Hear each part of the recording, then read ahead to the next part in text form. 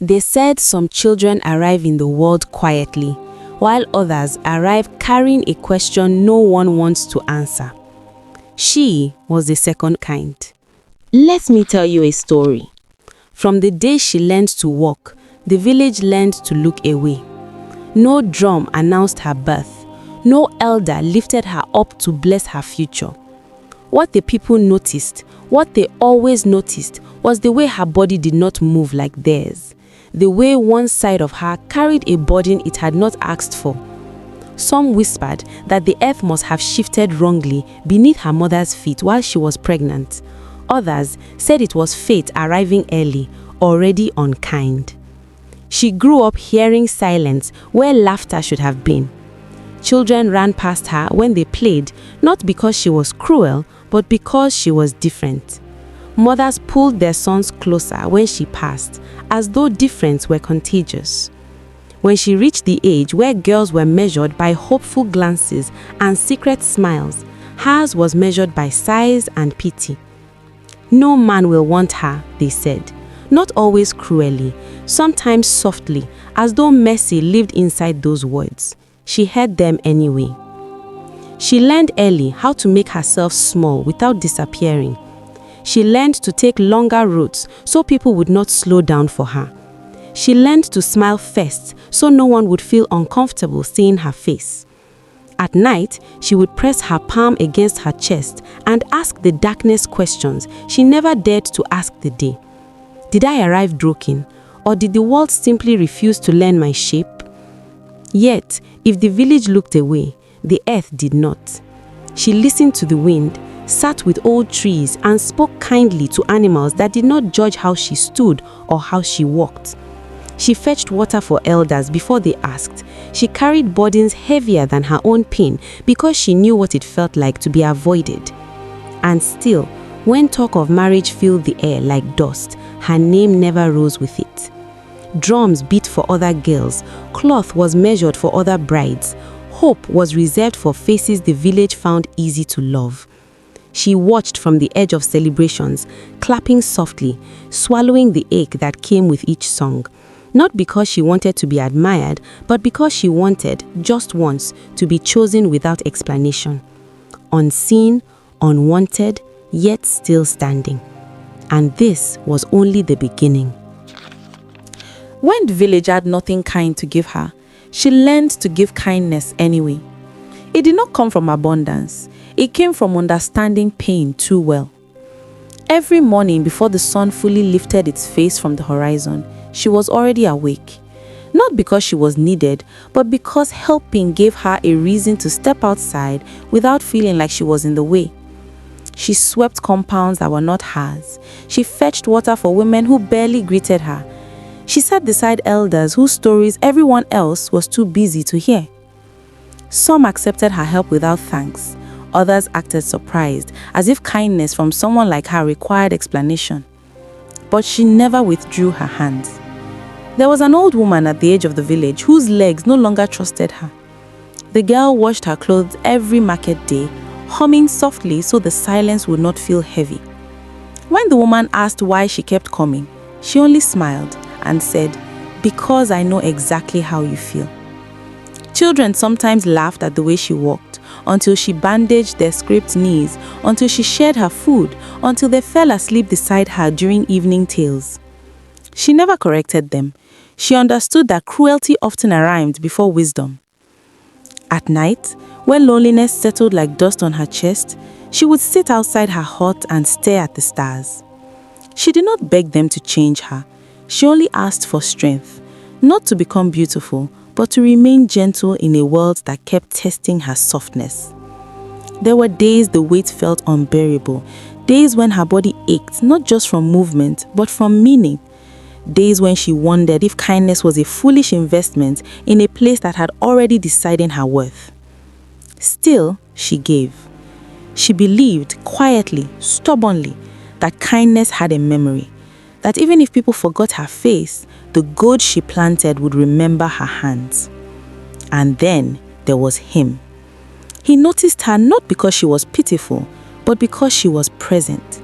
He noticed the way she listened without interrupting, the way her laughter arrived shy but sincere. He noticed how she never pretended to be anything other than what she was. When others asked why he spoke to her so easily, he shrugged. "Why wouldn't I?" he said. For the first time, her kindness was not a shield, it was a bridge. And though she did not yet know it, every small act, every unreturned favor, every silent sacrifice was quietly shaping a destiny far larger than the village could imagine. Kindness, after all, has a way of finding witnesses. In a village where most eyes skimmed over her, he looked straight at her. He was not like the others. Where others measured beauty in smooth skin and straight limbs, he measured it in the way her eyes sparkled when she laughed quietly, the way her hands worked tirelessly even when no one noticed, the warmth that radiated from her even when she stood in shadow. He did not see her deformity as a flaw. He saw it as part of the story she carried, a story he wanted to understand. It began with small gestures. A gentle nod when she passed, a soft greeting that made her heart lift with a weight she hadn't realized she was carrying all along. Then came the shared silences. When the world mocked, he laughed not at her, but with her, softly, as though the world's cruelty could never touch what was genuine between them. People whispered. Mothers shook their heads. Why him? Why her? They asked, their voices tight with disbelief. But the man did not answer them. He only continued to be present, persistent in a way that felt like sunlight cutting through a darkened sky. He began to visit her, not with gifts, not with promises, but with company. They would walk along the paths outside the village, listening to the wind in the tall grass, talking quietly about everything and nothing. And though her heart had learned to be cautious, a part of it dared to hope just a little that maybe someone could love her for all she was, not in spite of it. One evening, as the sun bled gold across the horizon, he spoke with a quiet firmness that made her tremble inside. "I see you," he said simply. "Not what people tell me to see, not what you think you must hide. I see you." For the first time in her life, the words she had dreamed of hearing were real, and they did not feel like pity. They felt like home. The village could look away, could gossip, could laugh, but here was one man whose eyes refused to blink. Here was one man whose heart refused to doubt, and for the first time, she felt that maybe, just maybe, love was not a story she had been excluded from, but a story that had been quietly waiting for her all along. And yet, even in this fragile happiness, faith had begun to stir, invisible and patient, waiting for the moment it would test everything she believed about herself and the world around her. It was on a morning painted with mist that everything began to shift. She had gone to the river, as she often did, to fetch water for the village. The path was quiet, wrapped in the gentle hush of dawn. Birds whispered their secrets, and the river sang its familiar lullaby. But today, the rhythm of her steps was interrupted by a soft groan, a sound not of the wind, not of the earth, but of a human in need. At the riverbank, half hidden among reeds, lay a man unlike any she had ever seen. His clothes were tattered, his face streaked with dirt and exhaustion, but there was a light in his eyes, a strange warmth that seemed to recognize her before she even spoke. He looked as if the world had turned its back on him entirely, yet he held himself with a quiet dignity. She knelt beside him, offering water and cloth, her hands trembling not from fear, but from a sudden recognition that even in her own life, she had never hesitated when it came to helping someone in need. "Are you hurt?" she asked softly, brushing the grime from his face. I think I will survive," he whispered, his voice hoarse but oddly steady. "Thanks to you." She smiled, but it was a small, cautious smile. Helping others was her nature, but she had never expected gratitude so profound. She cleaned his wounds and offered him bread, sitting with him until he could rise, leaning weakly on her shoulder. And all the while, she could not shake the feeling that there was something unusual about him, something almost otherworldly, like a faint shimmer in the edges of his presence that made the air itself feel heavier with meaning. When she asked if he needed to go further, he shook his head slowly. "No," he said, "you have done more than any stranger could deserve." Then, after a pause that made her heart beat faster than it had in years, he spoke again, this time with a voice that seemed to echo beyond the riverbank, soft but commanding. "Because you have helped me without question, I will grant you a wish, a single wish. But know this, its promise is not immediate. The day it will come true is the day you least expect it." Her hand stilled. Her heart skipped a beat. "A wish," she whispered, as though speaking too loudly might shatter the magic of the moment. "Yes," he said, with a faint smile that did not quite belong to the world. "Choose wisely, for the gift will change the course of your life entirely." She looked at him, trembling. Her mind raced, torn between the humility she had always known and the impossible hope that now shimmered before her like sunlight on water. And in that instant, she spoke the words that would echo in her life forever. I wish to be free. Free from what holds me back. Free from the thing that makes the world see me differently." The stranger nodded once, gravely. "It will be as you have asked. But remember, the moment of its fulfillment will come when you least expect it. Wait for it." And just like that, he stood, turned, and walked into the mist, leaving her alone by the river, heart pounding with a mix of fear, hope, and wonder. She did not know that the wish was already weaving its way into her fate, patiently, invisibly, waiting for the morning that would change everything. From the day the stranger disappeared into the mist, life continued in its quiet rhythm, yet nothing felt quite the same. Every morning she went about her chores with the same gentle diligence, yet in the corners of her mind, a tiny ember of hope had been lit. She carried it carefully, almost afraid to let it burn too brightly, because hope had been a stranger to her for so long. She did not speak of the wish to anyone, not the man who loved her, not the elders, not the children who sometimes glanced at her with curiosity rather than cruelty. Some things were too fragile for words. Time passed like a slow river, and with it whispers of her upcoming marriage began to spread. The village was abuzz with preparations. Bright cloths were measured, henna painted delicate patterns, drums rehearsed for celebration, but she felt a quiet distance from all of it. She knew the day of her traditional marriage would come soon, and though she tried not to think about it, her heart kept returning to the promise that her wish would be granted on the day she least expected. Some nights she lay awake, staring at the stars, wondering how it would happen. Would it be a sudden change overnight, a miracle before her eyes? She did not know, and that was the cruel beauty of it. The mystery made the days stretch longer, filled with equal parts fear and anticipation. She wondered too what it meant for the man who loved her. Would he recognize her when the change came? Would the love that had grown quietly in shared silences remain the same? Even the smallest things began to feel charged with meaning. The way a child smiled at her, the way the wind played in the trees, the way her reflection lingered in a puddle. Each moment seemed to hum with the promise of the impossible. She moved through the village like someone balancing on the edge of tomorrow, aware that her life was slowly preparing for a shift she could not yet see. Her kindness, her courage, and her quiet endurance had already written her story in invisible ink.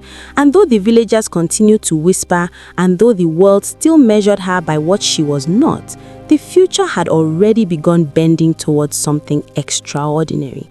She did not yet know how the wish would appear. She did not yet know the way it would silence mockery and astonish hearts. She only knew that patience, faith, and the little acts of love she carried had brought her to the threshold of a morning that would redefine everything. And so she waited, unaware that destiny was counting the days, moving closer with each sunrise, closer to the moment she had never dared to imagine, yet one she would never forget. The morning of her traditional marriage arrived like a drumbeat no one could ignore.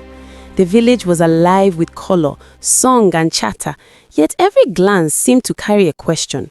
How could she, of all girls, be chosen for this day? She rose before the sun, her heart tight with anticipation. She did not fully understand. The man who loved her arrived with a quiet smile, offering reassurance that steadied her trembling hands. But the village did not wait for introductions or explanations. The prettiest girls, the ones whose faces were always admired, gathered in clusters, their voices sharp as knives. They whispered, laughed and pointed, their mockery a sharp contrast to the rhythm of the morning drums. "Look at her," one said, sneering. "Do they really expect anyone to marry her?" They strutted past, brushing against silk and lace, while she stood in plain cloth, heart hammering, cheeks warm with the sting of their words. For a fleeting moment, she wanted to shrink, to disappear into the shadows she had so often embraced in childhood. But something stronger than fear held her in place. The memory of the stranger, the promise of her wish, and the love that had never wavered. The village laughter grew louder, crueler, a tide that threatened to pull her under. Even the elders, caught up in the pomp of celebration, glanced her way with pity. She swallowed hard, letting her hands rest calmly at her sides, breathing through the tightness in her chest. And then it began. A warmth tingled across her skin, subtle at first, like sunlight brushing cold earth. The air around her seemed to hum, and even the laughter of the girls faltered, as if the world itself had paused to watch. She felt her body shift, a strange lightness sweeping through her limbs, a freedom she had never known. The girls' whispers turned to gasps, eyes widened. The ones who had mocked, their smiles frozen, could not look away. Something miraculous was unfolding before everyone's eyes, and it was beautiful, so beautiful that even the man who loved her could hardly believe the sight. In that moment, standing in the center of the village square, she realized the truth of the stranger's words. The wish comes not when we expect it, not when the world is ready to celebrate, but when the world is least prepared to witness a miracle. The morning sun fell upon her like a crown, illuminating the change that had been promised, a transformation that was as much about her spirit as it was about her body. And in that suspended heartbeat between mockery and wonder, the village began to understand that some things, some people, cannot be measured by what they appear to be. The village square held its breath. She stood there, no longer the girl they had whispered about, no longer the one they had mocked and ignored.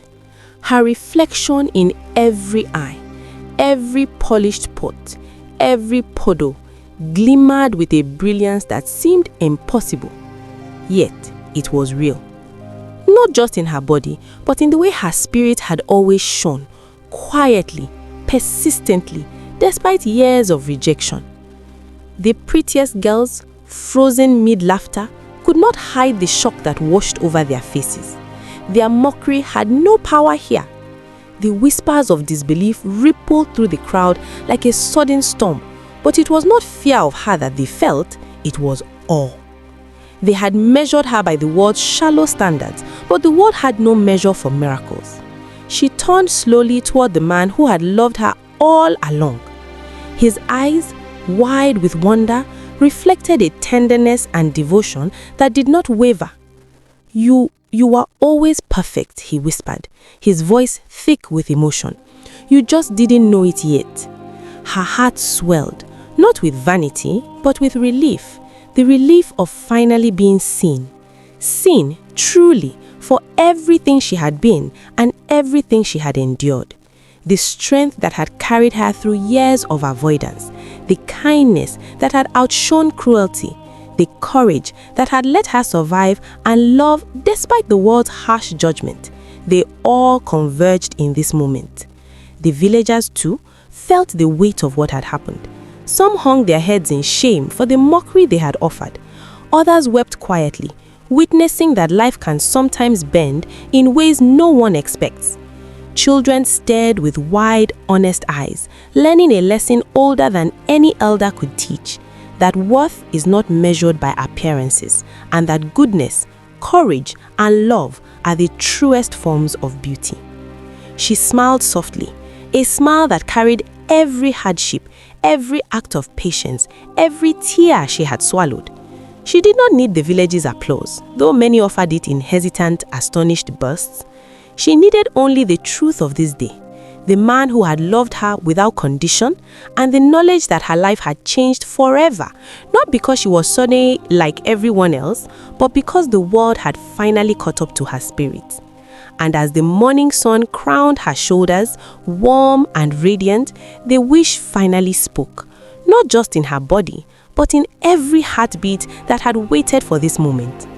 The girl who had once been unseen, unwanted, and doubted now stood as a testament. Miracles belong to those who endure. Hope belongs to those who dare. And love belongs to those who never give up on being seen. The village would never forget that day, and neither would she.